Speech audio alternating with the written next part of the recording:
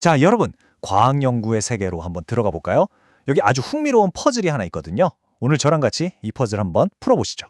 이런 경험 다들 있으시죠? 똑같은 걸 두고 한쪽에서는 이게 원인이다 하는데 다른 쪽에선 아니 전혀 상관없다고 하는 거예요. 아니 도대체 어떻게 같은 질문을 던졌는데 이렇게 정반대의 답이 나올 수가 있을까요? 이 미스터리 지금부터 한번 제대로 파헤쳐 보겠습니다. 이 미스터리의 한가운데에 말이죠. 환자 대조군 연구라는 게 있습니다. 이게 질병의 원인을 찾아내는데 정말 기가 막힌 방법이거든요. 그런데 아주 치명적인 약점도 하나 가지고 있습니다. 개념 자체는 되게 간단해요. 자, 여기 어떤 병에 걸린 사람들, 그러니까 환자군이 있어요. 그리고 이 사람들과 다른 건 거의 다 비슷한데 그 병만 없는 사람들, 바로 대조군을 데려오는 겁니다. 그리고 나서 과거로 돌아가서 두 그룹 사이에 무슨 차이가 있었는지 비교해보는 거죠. 일종의 시간 탐정놀이 같은 거예요. 하지만 바로 여기에 함정이 숨어 있습니다. 아주 교묘해서 알아채기 힘든 오류가 슬쩍 끼어들기 딱 좋은 구조거든요. 만약 이건 놓친다? 그럼 연구 전체가 완전히 잘못된 길로 빠져버리는 겁니다. 그 함정의 이름, 바로 선택 편향입니다. 오늘 우리가 이 미스테리를 풀기 위해 손에 쥐어야 할 결정적인 열쇠가 바로 이겁니다. 선택 편향. 이게 뭐냐면요. 쉽게 말해서 비교 상대를 잘못 고른 거예요. 우리가 비교하려고 데려온 대조군이 사실은 일반 사람들을 대표하는 게 아니라 좀 특이한 사람들만 모아놓은 집단일 때 문제가 생기는 거죠. 축구 선수랑 일반인이랑 허벅지 둘레를 비교하면 당연히 차이가 나겠죠? 그거랑 비슷한 원리입니다. 자, 이 그림을 보시면 바로 이해가 되실 거예요. 왼쪽처럼 대조군이 전체 인구의 모습을 골고루 잘 담고 있으면 우리가 얻는 결과도 진짜에 가까워져요. 근데 오른쪽처럼 뭔가 한쪽으로 쏠린 특이한 집단을 데려오면요. 그땐 시작부터 이미 결과가 틀어져 버리는 겁니다. 좋습니다. 그럼 이제 이론은 충분히 봤고 실제 사건 파일을 한번 열어보죠. 이 선택 편향이라는 범인이 어떻게 현장을 망쳐놨는지 간경변에 대한 한 연구를 통해서 직접 확인해 보겠습니다. 이 연구팀이 던진 질문은 아주 명확했어요. 술을 많이 마시면 정말 간경변에 걸릴 위험이 높아질까? 하는 거였죠.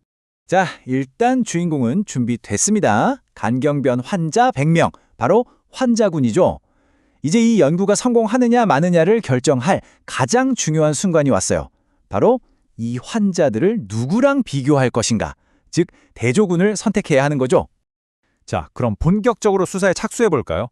첫 번째 용의선상에 오른 단서, 바로 연구팀이 맨 처음에 골랐던 대조군 A입니다. 이 연구팀은 대조군으로 같은 병원에 있는 외상병동 환자 100명을 골랐어요. 연구하는 사람들 입장에서는 아무래도 같은 병원 환자들이니까 데이터 구하기도 쉽고 편했을 겁니다. 자, 데이터를 한번 뜯어볼까요? 먼저 간경변 환자들을 보니까 100명 중에 무려 80명이 평소에 술을 많이 마셨어요. 그런데 비교 대상인 외상병동 환자들은 100명 중에 40명이 과음 이력이 있네요. 어쨌든 환자군이 2배나 높긴 하죠. 그래서 이걸 가지고 통계를 쫙 돌려봤더니 숫자 6이 나왔습니다. 이게 무슨 뜻이냐면 간경변 환자들이 외상병동 환자들에 비해서 술을 많이 마셨을 확률이 6배나 높다는 거예요. 와, 6배면 이거 꽤 의미 있는 숫자처럼 보이는데요? 하지만 여기서 잠깐 멈춰서 생각해 봐야 합니다. 과연 그럴까요?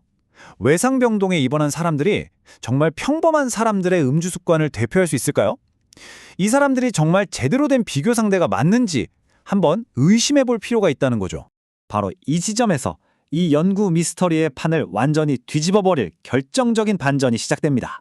모든 걸 바꿔놓을 두 번째 대조군이 등장하거든요. 이번엔 비교 상대를 바꿔본 거예요. 외상병동 환자가 아니라 다른 일반적인 병으로 입원한 환자 100명을 새로운 대조군으로 설정했습니다. 자, 과연 이번엔 결과가 어떻게 나올까요? 좌표를 다시 한번 보시죠. 환자군은 그대로 80명입니다. 그런데 새로운 대조군을 보세요.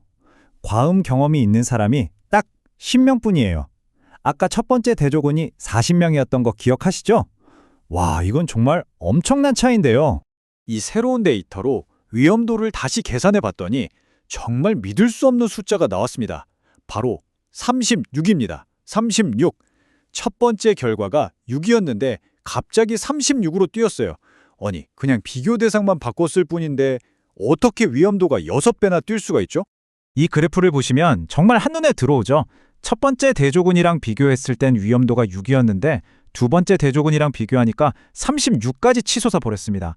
대조군을 누구로 정하느냐, 이 선택 하나가 연구 결과 전체를 이렇게나 극적으로 뒤바꿔 버릴 수 있다는 걸 보여주는 명백한 증거입니다. 자, 이제 모든 퍼즐 조각이 모였습니다. 이 엄청난 결과의 차이. 도대체 왜 생긴 건지 지금부터 그 진실을 밝혀보도록 하죠. 범인은 바로 선택 편향이었습니다. 한번 상식적으로 생각해 보세요.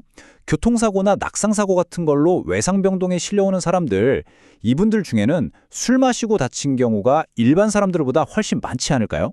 당연히 그렇겠죠. 그러니까 첫 번째 대조군이었던 외상병동 환자들은 애초에 과음하는 사람들의 비율이 높은 아주 특수한 집단이었던 겁니다. 이런 사람들이랑 비교하니까 간경변 환자들의 음주 위험이 상대적으로 덜 부각됐던 거고, 그래서 위험도가 6이라는 낮은 숫자로 계산됐던 거죠. 한마디로 진짜 관계가 과소평가된 겁니다. 자, 그럼 오늘 내용에서 우리가 꼭 기억해야 할 핵심 딱 3가지만 짚어볼게요. 첫째, 대조군을 누구로 고르느냐가 연구의 생사를 가를 만큼 중요하다는 것. 둘째, 그 대조군은 반드시 일반적인 사람들을 대표할 수 있어야 한다는 것. 그리고 마지막으로 이걸 잘못 고르면 진실이 엉뚱하게 왜곡되거나 심지어 완전히 반대의 결과가 나올 수도 있다는 사실입니다. 이제 여러분은 그냥 뉴스를 보는 게 아니라 그 지혜 숨은 진실을 꿰뚫어 볼 수 있는 아주 강력한 무기를 하나 얻으신 겁니다. 앞으로 어떤 연구 결과를 보게 되거든 그냥 받아들이지 마시고 딱 이 한 가지만 질문해 보세요. 그래서 대조군이 누구였는데? 이 질문 하나만으로도 여러분은 훨씬 더 똑똑하게 세상을 볼 수 있게 될 겁니다.